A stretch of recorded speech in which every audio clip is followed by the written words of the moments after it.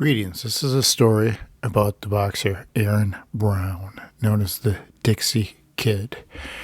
None of the events in this story here are actually accurate or true, as this was a dream that I had of Aaron Brown when I was doing research of the Dixie Kid late one evening a few nights ago. And I had a dream where I time traveled through history, basically, and I got myself a chance to meet Aaron Brown. And I was going to do this in the beginning of a video, tell a story, and then I was going to tell it at the very end, and I decided I'm just going to do a standalone video of this dream that I had, because I found the entire thing wildly entertaining. And even though these events are all fiction, this gives you a very good glimpse into what may have been the personality of one Dixie Kid, as I tell this story of one of my meetings with the Dixie Kid. And okay, so I'm going to try and paint you a picture here of these events and give you as vivid of an impression of Aaron Brown as my dream actually was, as I got a very good chance to see the personality of the Dixie Kid. Now, I was a owner of a pet store. I would guess this to be about the year 1932, 33 range, as it was at the very end of the Dixie Kid's life. And Dixie, having absolutely nothing to do all day, would come in and visit me while I worked in the pet store, as I was the owner. And neither one of us really had nothing better to do. I had countless hours to try and waste, as I was running the pet store, and business was slow. And the Dixie Kid really had nothing going on himself, as he just found himself bored, and he came in and would regularly pay me a visit in the pet store and say hello and look at the animals, as the Dixie Kid loved the animals. And I can very much remember the way he spoke in the dream, as the Dixie Kid spoke very much like he boxed. He was very fast, and I would always have to slow him down, as he would string his words together and not even seemingly take a breath, as it was very difficult at times to understand him, as I can remember very vividly in the dream, as he just strung words together quickly. I was like, "Slow down, Dixie, slow down," as I commonly referred to him as Dixie, because he seemed to really enjoy me calling him that, as I guess it gave him a sense of some type of pride, as he made him seem like his old self, as he was known as the Dixie Kid instead of calling him his name, Aaron Brown. He enjoyed the Dixie Kid much better, as I would call him Dixie. So the Dixie Kid, in the dream, he would regularly come in and visit me. He was doing this on a fairly regular basis, as I stated, neither one of us had much going on. So as I got wind that he was actually coming to visit me regularly, I kind of decided the Dixie Kid, and I decided I was gonna prank the Dixie Kid. And do a prank is exactly what I did. So the Dixie Kid loved pretty much all the animals, but he hated the snakes. They were one of the only animals in my store that he did not care for. The Dixie loved to sit and watch the fish swim around. They were one of his favorites, especially the colorful ones. And I decided I was going to prank the Dixie Kid, as I stated here. So I, the night before, took a fillet knife, and I took the very sharp end of the knife, and I made 2 small indentations in my hand. So the next day, just to my luck, the Dixie kid comes in the morning. And, he says to me the normal hellos as we sit and, have ourselves some tea as we regularly did.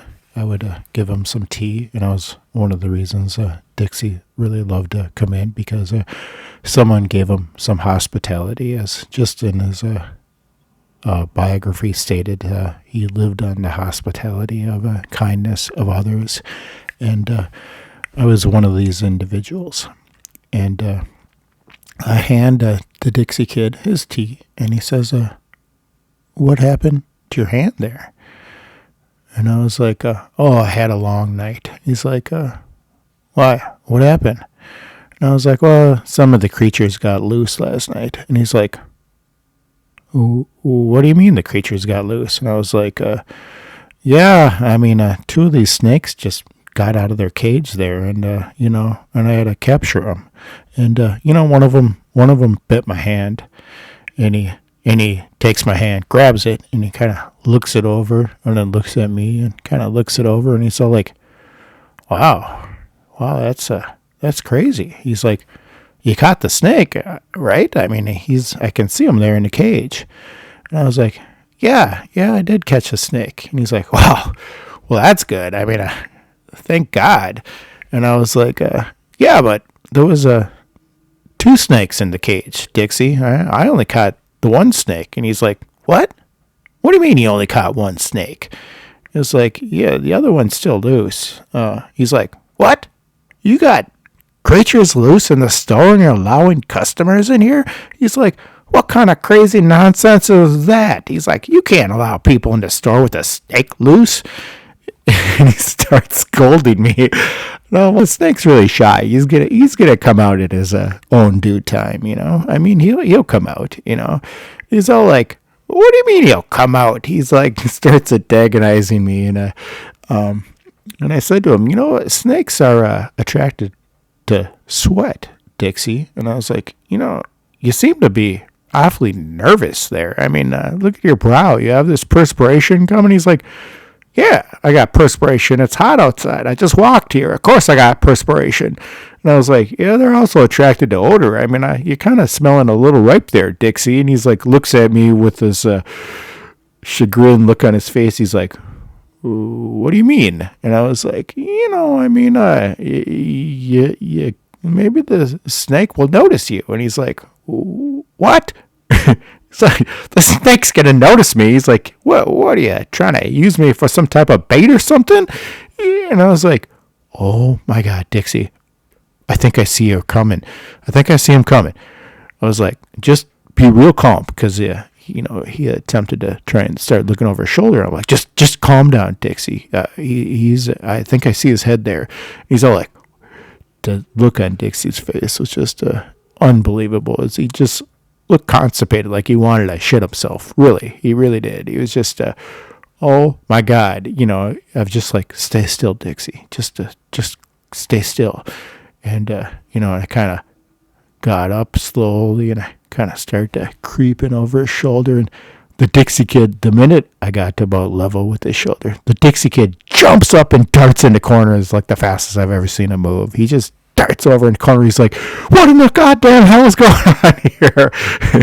He was just completely terrified, and he was like, his reaction was so priceless. I just couldn't hold the prank any longer. I just busted out laughing at him, and I was like, "Yeah, I got all the snakes, and they never even got loose." And he's all like, "What in the hell?" I was like, "You see these marks here? These are from a fillet knife." And oh my God, the Dixie kid was so pissed off, but he couldn't stop laughing, because he really did think that it was absolutely funny that I pranked him so hard.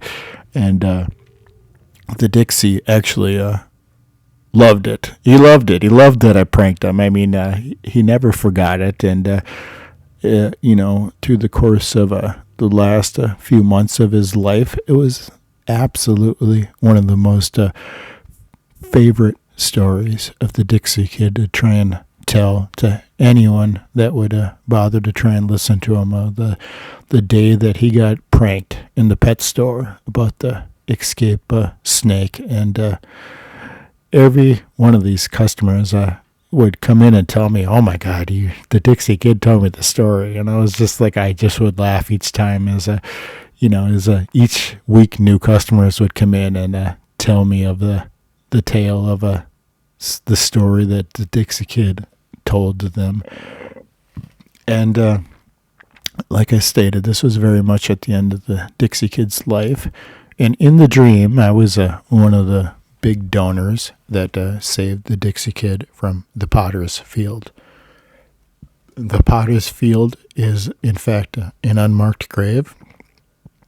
And I was one of the people that donated one of the largest amounts to try and give the Dixie Kid a marked grave, as I was a business owner in the dream. And I even remember in the dream going to visit the Dixie Kid after he tried to attempt suicide, and he was in the hospital bed. And I was like, how in God's earth are you going to be able to get in to see me with the shape that you're in? As I was just completely distraught that he would even attempt to do something like as stupid as jump out a window. And the Dixie Kid just told me, he was like, the times are down. I was getting evicted. I had nothing going for me, and I just felt it was the proper thing to do at the moment in time that I did it, And he managed to hold on there for a few months after his suicide attempt, as I would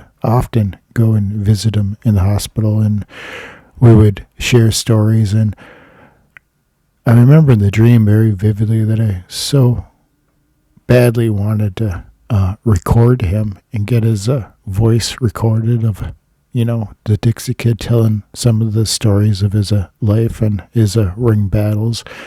And I'd always be like, next week I'm going to record them. Next week I'm going to try and do it, as I was trying to find myself a recorder. But, in the year 1933, they weren't very prevalent, and I could not find one. I could not locate one.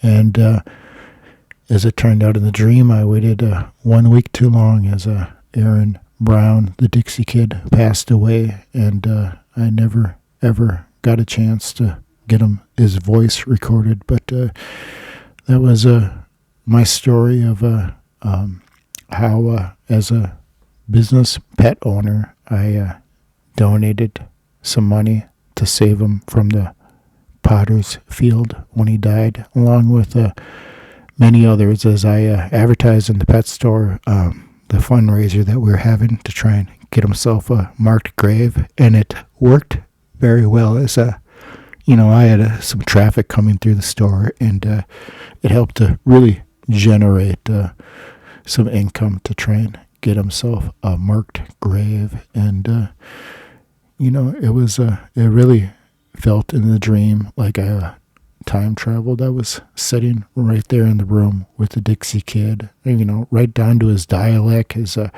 eyes, his expression, the way he spoke, everything. It was as if I time traveled, and and the events really actually happened. It felt really that real in the dream. And I hope to God that I will have another dream of some of these boxers, as this clearly showed the playfulness and of the Dixie Kid, as he was a very colorful character, and he had a lot of love in his heart, as he would sit and watch the fishes go by, and he really had nothing going on, and he enjoyed the small things in life, just as much as watching a fish swim in a tank was enough entertainment for the Dixie Kid for the day. And he was very, very, very much a very likable person, and most of the people that were all encountering the Dixie Kid in his last year of his life all very much appreciated him and enjoyed his company, as he was a great old man. He's only 50 years old when he died, and he was he looked much, much, much older than 50, as he lived a rather hard life. He went not probably have guessed that he was 50 years old. He looked like he was 70 in the dream. I mean, he looked old. But he was one colorful character, and I will always appreciate my dream and time traveling and be able to actually be in the same room with the Dixie Kid as he left me wildly entertained through many of his stories. Thanks for listening.